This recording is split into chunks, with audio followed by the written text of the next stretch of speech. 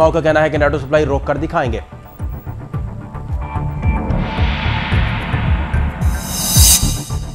अमेरिकी महकमा खारजा का कहना है कि पाकिस्तान अमेरिकियों पर हमलों में मुलव्विस हक्कानी नेटवर्क की सरगर्मियां रोके।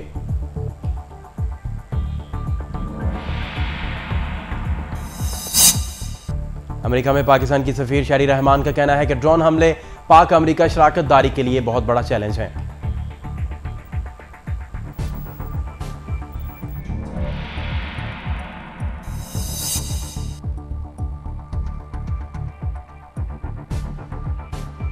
तौहीन अदालत का बिल कौमी असम्बली में कसरत राय से मंजूर। अवामी ओहदा रखने के लिए किसी भी शख्स को इस्तिस्ना हासिल होगा।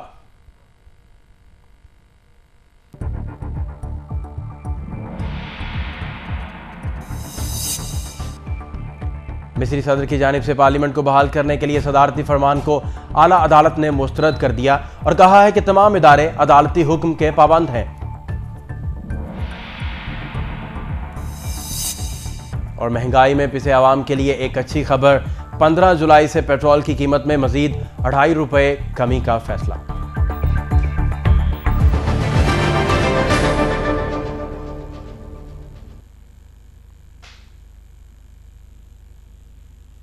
ये हेडलाइंस थी अब तक की और आपको बताएंगे आज के प्रोग्राम में हम क्या क्या चीज़ें डिस्कस करेंगे। नाज़रीन, जैसा कि आप जानते हैं कि कल बड़े अहम वाक़यात हुए। एक तो दिफाई पाकिस्तान कौंसिल का पड़ाव जो है वो काफ़िला जो है और आवाम का एक बहुत बड़ा जमे गफ़ीर इस्लामाबाद पहुँच गया। ऐलान ये किया गया था कि इस्लामाबाद के डी चौक को तहरीर स्क्वायर बनाएंगे। इतना बड़ा इज्तिमा इकट्ठा करने के बाद उसे डिस्पर्स कर दिया गया और उसे 3 मरहलों में डिवाइड कर दिया गया है और तीसरा मरहला जो है वो पेशावर से तोरखम तक होगा। इस पर भी बात करेंगे कि तीसरा मरहला कितना इफेक्टिव रहेगा। और फिर कायदीन की जानिब से यह भी ऐलान किया गया है कि तोरखम वाले रास्ते से जब तक वो नेटो सप्लाई ब्लॉक नहीं कर देते और हुकूमत की तारीफ से जब तक ये इकदाम सादिर नहीं किए जा सकते कि मामलात को बेहतर किया जाए, नेटो सप्लाई को दोबारा बंद किया जाए, तो मामलात वहीं के वहीं रहेंगे और ये सारा का सारा जमे गफ़ीर जो है ये तोरखम ही स्टे करेगा। इस पर भी आज बात करेंगे। दूसरा, नए चीफ इलेक्शन कमिश्नर की तकर्री जो हो गई है। नून लीग का एक बहुत बड़ी ये काविश थी, नून लीग चाह रही थी कि चीफ इलेक्शन कमिश्नर जो है वो बड़ा ऐसा बंदा रखा जाए जिस पर पूरा पाकिस्तान एतमाद करे। फ़खरुद्दीन जी इब्राहिम जो है नए चीफ इलेक्शन कमिश्नर नामजद किए गए हैं। इस पर भी आज बात करेंगे। और तीसरा, तौहीन अदालत का तरमीमी जो मुसवदा और बिल पेश किया गया है, इस पर बात करेंगे और ये देखना अब होगा कि अदलिया इसको कबूल करती है या नहीं करती। और ये भी साथ देखना पड़ेगा कि अदलिया अगर इसे कबूल कर लेती है तो फिर 12 जुलाई के जो वाक़यात हैं उनका क्या होगा। और राजा परवेज़ अशरफ साहब का जो मुस्तकबिल है, अगर ये बिल मंजूर हो जाता है और अदालत को भी कोई मसला नहीं है तो फिर पर आज हमें बात करेंगे। आज हमने स्टूडियोज़ में जहमत भी दी है डॉक्टर मुगीसुद्दीन शेख साहब को, उनसे भी बात करेंगे। लेकिन यहाँ वक्त हुआ है एक शॉर्ट ब्रेक का। ब्रेक के जब वापस आएंगे तो हमें मेहमान शख्सियत भी ज्वाइन करेंगे और ये सारे टॉपिक्स बलूचिस्तान समेत, क्योंकि बलूचिस्तान का भी अहम इशू था। कल कोटा रजिस्ट्री में समाअत भी हुई। चीफ जस्टिस का कहना था कि एफसी जो है वो बंदे उठाती जा रही है, कोई उनका पुरसाने हाल नहीं है। उस पर भी बात करेंगे, लेकिन एक शॉर्ट ब्रेक के बाद।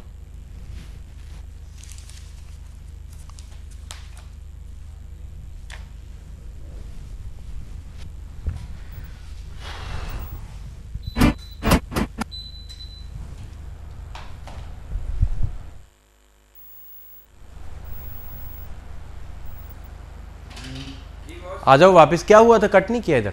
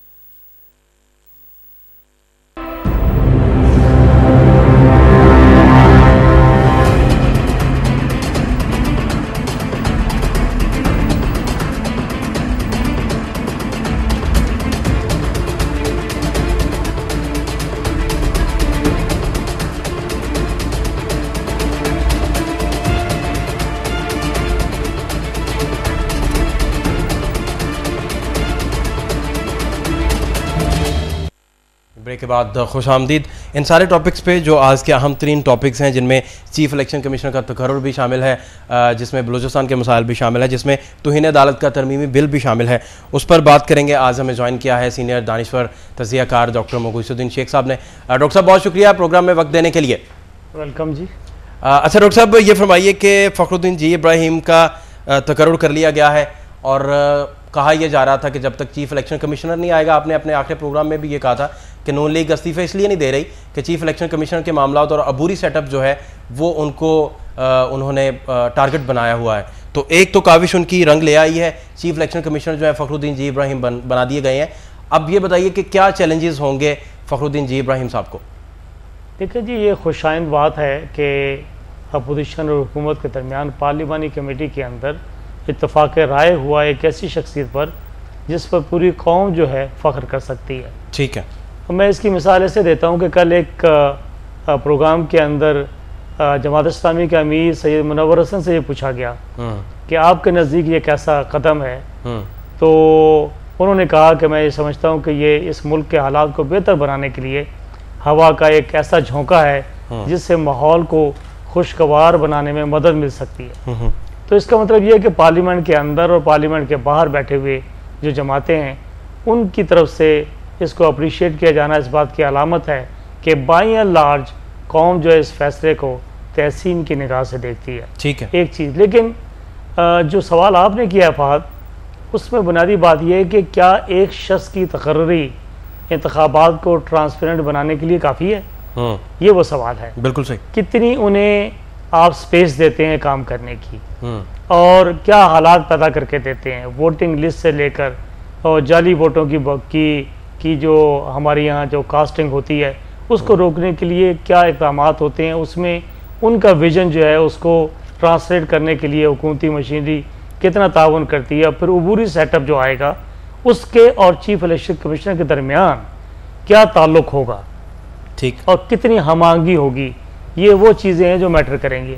और एक और चीज़ें मैं यहाँ अर्ज़ करूँ जो लोगों के सामने नहीं लाई जा रही, और मैं इसलिए कहना चाहता हूँ ताकि हम फ़खरुद्दीन साहब को भी कॉन्शियस करना चाहते हैं कि उनकी एक वजह शोहरत तो ये है कि उनका एहतराम लोग करते हैं और उनका बाउसूल नुक्ता नज़र जो रहा है PCO के हवाले से, ख़ास तौर पर जब उन्होंने PCO के तहत काम करने से इनकार किया तो लोगों ने उन्हें अप्रिशिएट किया। लेकिन कुछ मराइल ऐसे भी गुजरे हैं जब उन पर मुख्तलिफ नौयत की जिम्मेदारियाँ दी गई थी, जिसमें सिंध के वो गवर्नर भी रहे, ठीक है, उनकी तकरीर हुई और भी उन पर कई जिम्मेदारियाँ दी गई, वो इस्तीफ़ा देकर चले गए। तो यहाँ पर यह खदशा होता है कि एक आदमी जो बहुत ज़्यादा शरीफ हो और बाउसूल हो, वो जहाँ पर PCO जैसे मामला पर स्टैंड ले उस पर तो पूरी कौम अप्रिशिएट करेगी, लेकिन जब वो कोई जिम्मेदारी कबूल करें यकसू होकर तो फिर उनको उस पर डटना भी चाहिए। ठीक है। और वो मैदान छोड़कर भागे नहीं, बल्कि चैलेंजेस का मुकाबला करें और उनका मर्दानावार मुकाबला करें, ताकि वो लोग जो करप्ट अनासिर जो इलेक्शन के प्रोसेस को खुदा न खास्ता ख़राब करने की कोशिश करने वाले हों, उनका मुकाबला किया जा सके। ठीक है।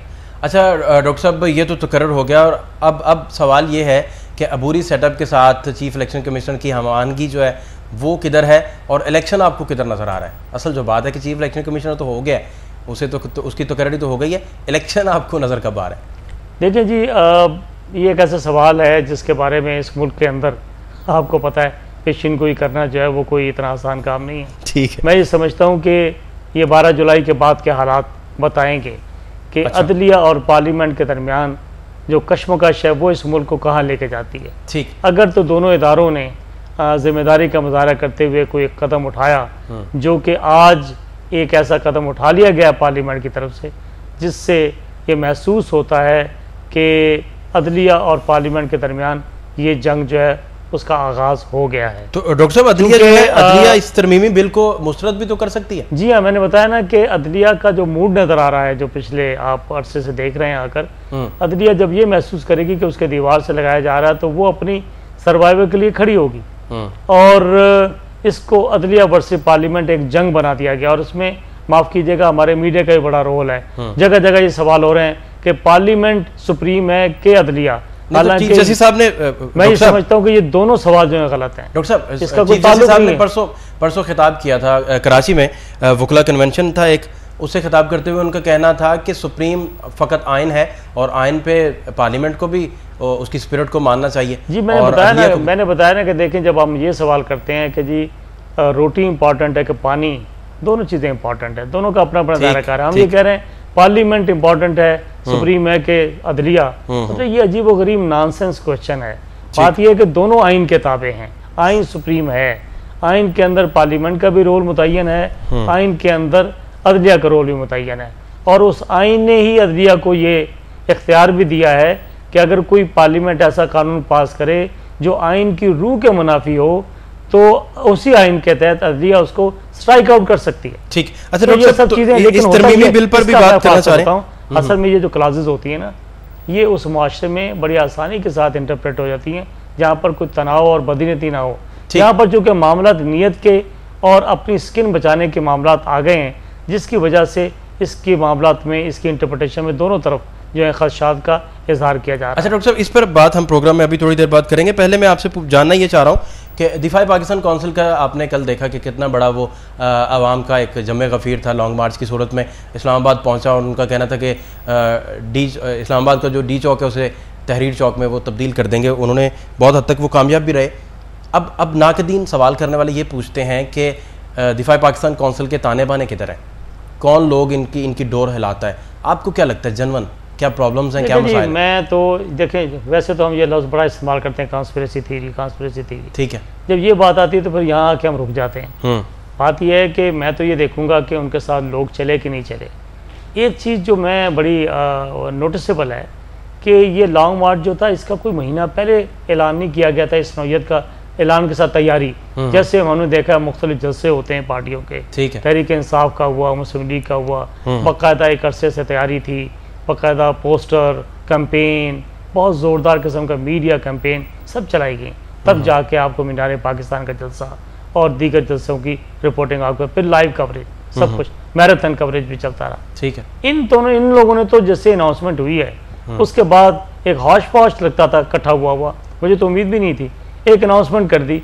इलेक्ट्रॉनिक मीडिया के अंदर ऑलमोस्ट देखा जाए, सिवाय कि न्यूज़ी इवेंट, किसी ने चौथे नंबर पर, किसी ने आखिरी नंबर पर, किसी ने एक न्यूज़ हेडलाइन में कहीं एक सफ़े अपने नंबर 1 पर इसको डील किया, लेकिन इसका कोई लाइव कवरेज मुसलसल जैसे पार्टियों को था, एक सेकेंड, तो ये नहीं दिखाया गया। इसके बावजूद अगर उन्होंने इतना बड़ा शो किया है, इसका मतलब है कि लोग चलना चाहते हैं, उनके लोगों का कंसर्न है।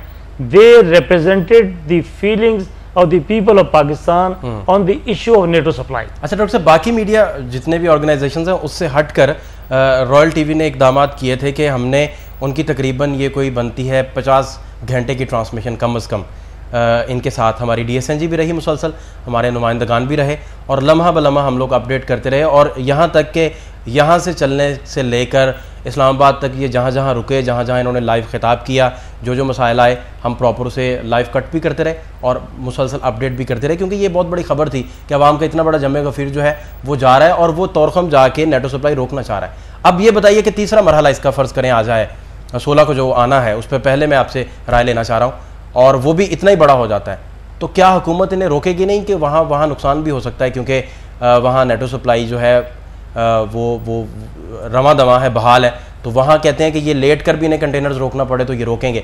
तो ये हुकूमत में दिफाई पाकिस्तान काउंसिल में कोई तसादुम आपको नज़र नहीं आ रहा?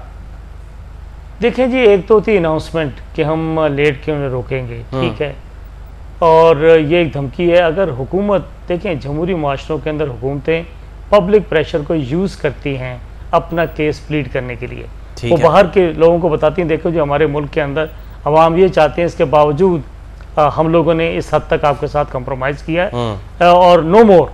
लेकिन आप ये देखें ना कि इस लिहाज से ये बड़ा ज़रूरी था कि प्रेशर एग्जर्ट होता कि उन लोगों ने सप्लाई खुलने का ऐलान के बाद ड्रोन हमले भी किए और अब उन्होंने अगले दिन ये भी स्टेटमेंट दे दी है कि आप हक्कानी नेटवर्क के बारे में, अपनी पॉलिसी के बारे में सीधे हो जाएं। ठीक है। सो उन्होंने तो कोई रियायत नहीं थी, उन्होंने तो अपना काम निकाला।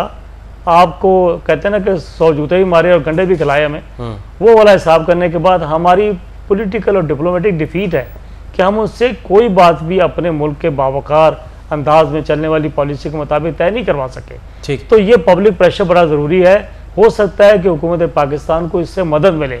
डिपेंड ये करता है कि वजारत खारजा इस प्रेशर को किस तरीके से कार्ड के तौर पर इस्तेमाल करके और मामला को बेहतर बनाने में, जिसके बारे में वो ये कह रहे हैं कि ड्रोन के बारे में हमारी बातचीत जारी है, हम अमेरिका से एग्री नहीं करते, उसके बारे में कोई प्रेशर डेवलप करने में या हक्कानी नेटवर्क का जो नाम इस्तेमाल किया जा रहा है, ये भी एक इस्तेलाह बड़ी जो वो गरीब है। ये हक्कानी नेटवर्क नाम की कोई चीज़ नहीं है, ये बाकायदा अफ़गानिस्तान के तालिबान का हिस्सा हैं।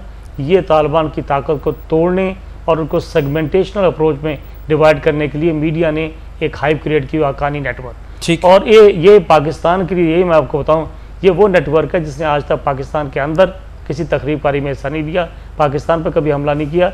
पाकिस्तान की पॉलिसी के लिए इनका वजूद और इनकी ज़िंदगी बहुत ज़रूरी है, वरना अफगानिस्तान से पाकिस्तान का वजूद और पाकिस्तान का जो रोल है, जिसके जरिए पाकिस्तान बड़ा बेताब है आकर, उसका सफाया हो जाएगा अगर हक्कानी नेटवर्क वहाँ पर उसका डॉक्टर साहब आपको याद होगा, खत्म होता है। डॉक्टर साहब आपको याद होगा कि कुछ अर्सा पहले प्रोग्राम करते हुए मैंने आपसे सवाल किया था और आपसे ये पूछा था कि क्या पाकिस्तान की स्टेट जो है वो इसके मुतहम्मिल है कि अगर नेटो सप्लाई खोल दी जाए तो तहरीक तालिबान पाकिस्तान का मुकाबला कर सके।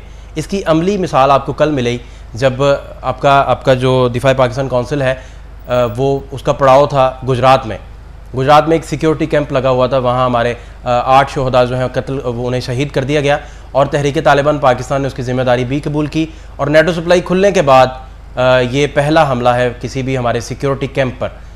अब ये बताइए मुझे कि दिफा पाकिस्तान कौंसिल का भी कॉन्फ्लिक्ट चल रहा है, अच्छा खासा कॉन्फ्लिक्ट है तहरीक तालिबान पाकिस्तान के साथ। रहमान मलिक साहब का भी कल बयान आया था कि उन पर हमला हो सकता है, कोई भी खुदकुश हमला हो सकता है, रॉकेट लॉन्चर मारा जा सकता है। तो दूसरा तहरीक तालिबान पाकिस्तान दोबारा मिलिटेंसी की तरफ आ गई है और फ़ौज को दोबारा टारगेट करना शुरू कर दिया है। इन सारे हालात में आप ये बताइए कि पाकिस्तान की कौम, आवाम और ये जो गरीब बेचारे मर जाते हैं, खा वो ड्रोन की सूरत में मरें, खा वो तहरीक तालिबान पाकिस्तान आके मार दे, इन सारे, और तीसरा वो हक्कानी नेटवर्क की तरफ जो उन्हें इशारा बार बार किया जाता है, इन सारे मामलात में आप फ्यूचर में क्या देख रहे हैं? और साथ इलेक्शन का भी मैंने आपसे पूछा था कि इन टफ हालात में इलेक्शन फिर किधर है? देखें फाज साहब, यही वो नुक्ता था जिसके बारे में पॉलिटिशियंस ये कहते रहे, इवन वो उलमा और वो दीनी जमातें जो मुल्क के पॉलिटिकल प्रोसेस का हिस्सा है और मेन स्ट्रीम में रहकर पुरअमन जमहूरी जदोजहद के जरिए इस मुल्क के जमहूरी अमल का हिस्सा बनी हुई हैं, वो ये बार बार कहते हैं कि खुदा के लिए ये मुआहदा अगर आप करेंगे, ये मामला तय करेंगे तो ये मुल्क जो है डिस्टेबलाइज हो जाएगा। इसलिए कि आप तहरीक तालिबान को या तालिबान को जो इधर या उधर ये पैगाम दे रहे हैं कि इस जंग के अंदर हम नेटो के साथ हैं और हम इस जंग के अंदर जो तुम्हारी मारने की जंग है अफगानिस्तान के अंदर, हम इस सप्लाई को बहाल कर रहे हैं ताकि तुम्हारी मुरम्मत की जा सके। अच्छा डॉक्टर साहब, एक बात और एक सेकंड कि ये जो तारीखी अमल है, इस अमल के अंदर जब तुम्हारे ऊपर शबखून मारा जा रहा था तो हम गोरों के साथ खड़े थे और हमने तुम्हारा साथ नहीं दिया।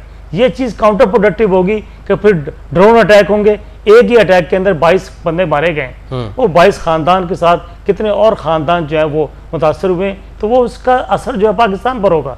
वो पाकिस्तान के अंदर आकर पर उसका रिवेंज लेंगे। वो ये नहीं देखेंगे, वो ये देखेंगे, देखें जी जो फ़ौज, जो अहलकार जंग लड़ रहे हैं तो वो ये कहेंगे ये अमेरिका की जंग लड़ रहे हैं, ये अमेरिका के पिट्ठू हैं, लिहाजा वो उससे रिवेंज लेते हैं और वो फिर इसका असरात फिर पाकिस्तान के शहरियों पर भी होंगे और जैसे कि शुरू हो गए हैं। तो ये हमारे मुल्क को डिस्टेबलाइज करने का मंसूबा है। हमें जो इमरान खान कहता है कि हमें इससे निकल आना चाहिए, वो यही वजह है कि अब हम निकल आएँ। हम ऐलान कर देते कि ये सप्लाई भी जो है वो 3 महीने तक रहेगी, 2 महीने, हमने तो कोई डेडलाइन नहीं दी कि जंग कब खत्म होगी। हमने तो उनको एक नेवर एंडिंग जो है वो जंग के लिए एक ब्लैंक चेक दे दिया कि हुजूर जब तक आप चाहें गुजरें, जब तक आप चाहें आए जाएं आकर, हम तुम्हें कुछ नहीं कहेंगे, ड्रोन अटैक भी हम पर होते रहें और हम शर्मिंदा नहीं होंगे। ठीक। अच्छा डॉक्टर साहब, आप ये बताइए कि आप फ़र्ज़ कीजिए वज़ीर दाखिला अगर होते तो आप ये 7 महीनों का फ़ायदा ना उठाते, जो जिन 7 महीनों में सप्लाई हमने ब्लॉक रखी, तो तहरीक तालिबान पाकिस्तान के साथ आप निगोशिएट ना करते, उन्हें टेबल पर मदऊ ना करते।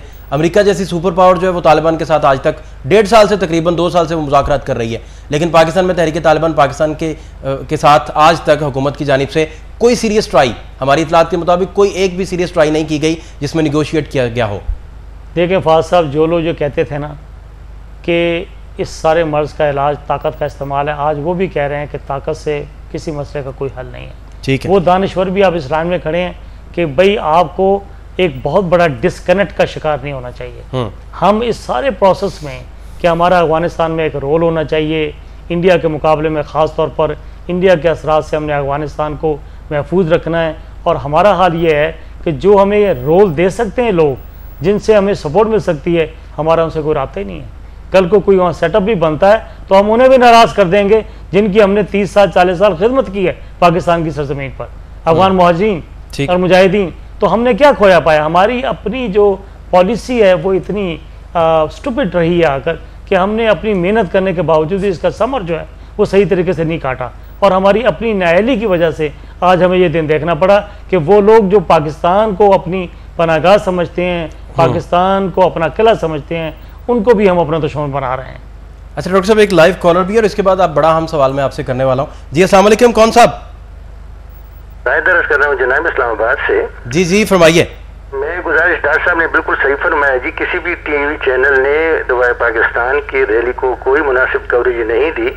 एक रॉयल न्यूज़ ही ऐसा टीवी है जिसने इनको मुनासिब कवरेज दी और हम उनका शुक्रिया अदा करते हैं। जी बहुत शुक्रिया। और कुछ कहना चाहेंगे? बस मैं यही अपना आपको जरा, मैंने कहा कि रॉयल टीवी का हम बहुत मशहूर है। बहुत शुक्रिया, बहुत शुक्रिया। अच्छा डॉक्टर साहब, एक तो इनके कमेंट्स जो हैं इन पर भी आप लाजमी कोई राय दीजिएगा रॉयल टीवी की इस कवरेज पर भी। दूसरा आप मुझे ये बताइए कि आपने थोड़ी देर पहले कहा है कि हुकूमत को शायद कोई एडवांटेज हो जाए ये जो प्रेशर एग्जर्ट हो रहा है।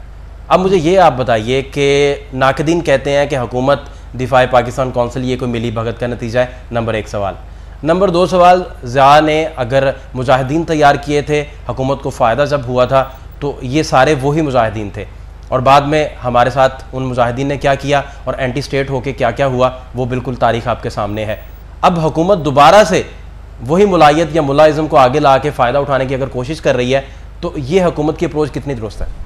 देखिए जी, बात यह है कि जिसने भी ज़िया ने जो काम इनसे लिया आकर, क्या वो मुल्क के मुफाद में नहीं था? पहली बात तो ये है। ठीक है, इनके मुफाद में था या मुल्क के मुफाद में था? ठीक है, इन्होंने कुर्बानियाँ दी आकर मुल्क के मुफाद के लिए। ठीक है। और उसके बाद में मैंने बताया हमने अपनी नाअहली की बुनियाद पर अफगानिस्तान का मसला जो अपने हाथ से निकलने दिया, जिस पर एक लंबी बहस हो सकती है, मैं इस पर एक अलग प्रोग्राम करने को भी तैयार हूँ। एक चीज़ ठीक है, ठीक रही ये बात। इसी तरह कश्मीर में देखें कि जमात-उद-दावा का एक बड़ा रोल है, जब ये लश्कर तैयबा कहलाते थे। अब ये लोग यहाँ पर सोशल सर्विस कर रहे हैं, यानी आज़ाद कश्मीर के ज़लज़ले में जो इन लोगों ने काम किया है, अक़वाम मुत्तहिदा की रिपोर्ट उठा के देखें आप जी। वो क्या कहते हैं, छोड़ें आकर मैं क्या कहता हूँ या आप क्या कहते हैं। उन्होंने बताया कि सबसे बेहतरीन जो सर्विस दी है वो इस सोशल ग्रुप ने दी है कि उस मुकाम पर ये लोग पहुँचे हैं जहाँ पर कोई तसव्वुर नहीं कर सकता था। ठीक, तो लेट अस रिकग्नाइज। उन्होंने जो स्कूल चलाने शुरू किए हैं, अब वो अपने इस रूप में आए। देखें यही हुआ मिस्र में, क्या हुआ मिस्र में और तुर्की में क्या हुआ। मिस्र के अंदर भी आप देखें ख्वान मुस्लिम जिन पर यह इल्ज़ाम था कि ये ताकत के जरिए इनकलाब लाना चाहते हैं, उन्होंने एक जमहूरी रास्ता अख्तियार किया। ठीक, और 40 साल तक उन्होंने सोशल सर्विस की। उनके हाईली एजुकेटेड लोग हैं, यही मैं बता दूं कि ये कोई मुल्ला टाइप के लोग नहीं थे। इनकी पार्लियामेंट में हाईली एजुकेटेड लोग मौजूद हैं। इसी तरह अल्जीरिया में 187 मेंबर पार्लियामेंट जो इलेक्ट हुए थे, उनमें से 122 मेंबर जो थे इस्लामी पार्टी के, वो वेस्ट के PhDs थे। ये दुनिया की सबसे पढ़ी लिखी पार्लियामेंट होती। लेकिन हमारा मीडिया जो है पता नहीं कहाँ है, वो ये इनको समझता है कि शायद ये इस दुनिया के लोग ही नहीं है। सो मैं ये कहना चाहता हूँ कि इनकी सर्विसेज हैं। अब ये कि अगर ये इस गवर्नमेंट के साथ मिली भगत भी है, पुट इट दिस वे, अगर है भी तो ये किसके इंटरेस्ट में है? अगर मुल्क के इंटरेस्ट में है, अगर हुकूमत को तक़वीयत मिलती है, जो कि पाकिस्तान को तक़वीयत मिलेगी अगर हुकूमत अपना स्टैंड चेंज करती है और अमेरिका पर प्रेशर डालने में कामयाब हो जाती है, तो नतीजा तो मुल्क के हक में निकलेगा ना। ठीक। अच्छा डॉक्टर साहब एक बात और, मुझे तो अपने मुल्क से गरज है। डॉक्टर साहब एक बात और, अब हुकूमत जब कहेगी कि हम 4 हेलीकॉप्टर्स इन्हें देंगे, डी चौक में जब ये जलसा करें या किसी भी पार्क में जलसा करें तो 4 हेलीकॉप्टर सरकर्दा रहेंगे इनकी हिफाजत करने के लिए और साथ में इनको सिक्योरिटी देंगे। आप ये बताइए कि फिर पूरी दुनिया और सारे लोग क्या ये नहीं कहेंगे कि हुकूमत इस प्रेशर ग्रुप को आगे ला के अपनी को डीले मनवाना चाह रही है? देखें, सिक्योरिटी देना जलसागाह को, और जलसागाह की सिक्योरिटी, चाहे वो मियाँ नवाज शरीफ को जलसा हो चाहे इमरान खान का, ये रियासत की जिम्मेदारी भी शामिल होती है। ठीक ठीक। देखें, और जिम्मेदारी भी ऐसी कि देखें जब दिफाए पाकिस्तान कौंसिल की रैली हो रही हो जिसका मकसद नेटो की सप्लाई को रोकना हो, तो उसकी निगरानी भी ज़रूरी है। निगरानी, इनकी भी निगरानी कि इनको सिक्योरिटी दी जाए ताकि कोई इन पर हमला करके इस सारे मामला से नाजायज़ फ़ायदा उठाकर मुल्क को डिस्टेबलाइज करने की तरफ लेकर ना जा सके। ठीक है। It is again in the larger interest of the security of the state. ठीक। तो ये स्टेट की जिम्मेदारियों में शामिल होता है, ये नहीं है कि उन पर फूल बरसाएंगे ये। ठीक। अच्छा डॉक्टर साहब, दूसरा ये देखें ना कि अब गुजरात कितना दूर है और तकरीबन ये पंजाब का कितना सेंट्रल सा हिस्सा है। इधर तक तहरीक तालिबान मार करके आपके सिक्योरिटी चेक पोस्ट पर हमला करके 8 बंदे मार जाते हैं, और हम लोगों ने नेटो सप्लाई अगर खोली है तो उसका ये गुनाह जो है इतना बड़ा उन 8 बंदों को भुगतना पड़ रहा है, जो फ़कत वहाँ एक पायलट जो शहीद हुए थे कुछ अर्सा पहले, मेजर भी थे, उनकी जो डेड बॉडी है उसे तलाश कर रहे थे। अब आप ये बताइए कि ये वाक़यात जब बढ़ जाएंगे और बहुत बड़ी ताकतें जब इनकी सरबराही भी करेंगी तहरीक तालिबान पाकिस्तान की, तो फिर पाकिस्तान के हालात किस तरफ जाएंगे? यही तो मैं गुजारिश कर रहा हूँ कि ये हमने इतना ख़तरनाक फैसला किया जिसका ताल्लुक पाकिस्तान की सलामती से, और यही के बाद जो है यही दिफा पाकिस्तान कौंसिल की तहरीक के हक में जाती है कि ये कहते हैं कि भाई हमारी तहरीक जो ये मुल्क की सलामती की तहरीक है कि अगर आपने ये मामला जारी रखा, नेटो सप्लाई जारी रही, ड्रोन अटैक जारी रहे, तो पाकिस्तान को डिस्टेबलाइज करने की जो एक तहरीक जो साजिश हो रही है उसको तक़वियत मिलेगी और उसको बढ़ावा मिलेगा जिसको हम रोक नहीं सकेंगे। डॉक्टर साहब, लिहाजा वक्त आ गया है कि सारी कौम इस तारीखी मरहले पर जो है वो एक नुक्ते पर इकट्ठी होकर एक ही नुक्ता नज़र की हामी हो जाए। डॉक्टर साहब, मैं चाहता हूं कि इस सवाल का ना आप बड़ा बोल्ड होकर थोड़ा जवाब दीजिएगा। अब ये बताइए कि अक्सर कहा जाता है कि यहाँ बहुत सारे मामले एस्टेब्लिशमेंट करती है।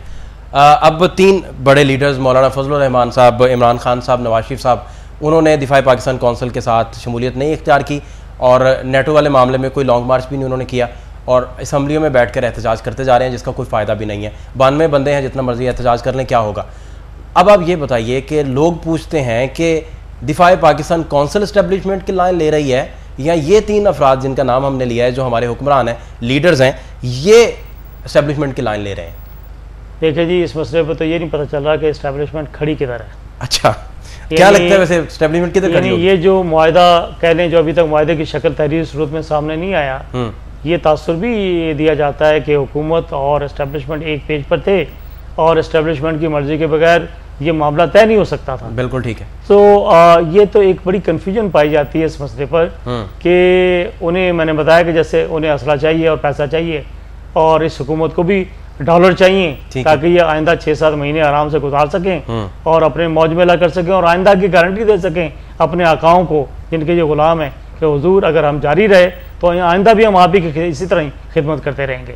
तो असल में अब आम आदमी जो कन्फ्यूज़ है कि इस्टेब्लिशमेंट खड़ी किधर है, तो मेरे ख्याल में इस्टेब्लिशमेंट जहाँ मर्जी खड़ी रहे, आवाम को इस नुक्ता नज़र पर बड़ा क्लियर होना चाहिए कि हम कहाँ खड़े हैं इस तारीखी मौके पर कि जिसके इतने ख़तरनाक होने के नताइज हम देखना शुरू हो गए हैं। ड्रोन अटैक से लेकर इस मुल्क के अंदर तखरीबकारी के मामला का आगाज़ हो गया है। इस मुल्क के अंदर न जाने अब कल को क्या होगा, उसकी वाहिद वजह जो है वो ये नेटो की सप्लाई की बहाली है। आपने नोट किया होगा जब तक ये बहाली नहीं हुई थी आपने देखा इस मुल्क के अंदर इस तरह के वाक़यात काफ़ी कम हो चुके थे।